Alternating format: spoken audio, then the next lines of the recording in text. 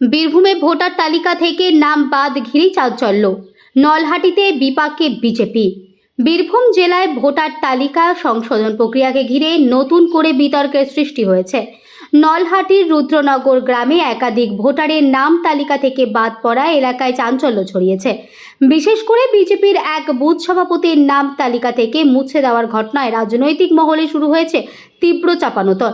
জানা গিয়েছে, নলহাটির রুদ্রনগর এলাকায় বিজেপি বুথ সভাপতি উৎপল রাজবংশীর নাম ভোটার তালিকা থেকে বাদ পড়েছে। শুধু তাই নয়, তার পরিবারের সদস্যদের নামও তালিকা থেকে মুছে ফেলা হয়েছে, এমনই অভিযোগ উঠেছে। পাশাপাশি ওই বুথ এলাকার অন্তর্গত 30 জন ভোটারের তালিকা থেকে ডিলিট করে দেওয়া হয়েছে।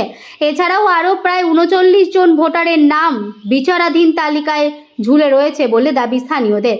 এলাকাবাসীর অভিযোগ, বহু বছর ধরে ভোট দিয়ে আসা বৈধ নাগরিকদের নাম হঠাৎ করে ভোটার তালিকা থেকে বাদ পড়ায় তারা চরম সমস্যার মুখে পড়েছে।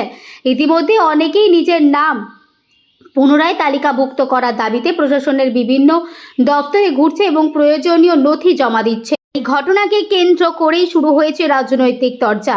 বিষয়টি নিয়ে তৃণমূল কংগ্রেসের জেলা সহ সভাপতি মলয় মুখোপাধ্যায় বলেন, নির্বাচন কমিশনের নির্দেশ মেনেই ভোটার তালিকা সংশোধনের কাজ হয়েছে। এর সঙ্গে রাজ্য সরকারের কোনো ভূমিকা নেই বলে স্পষ্ট জানিয়েছেন।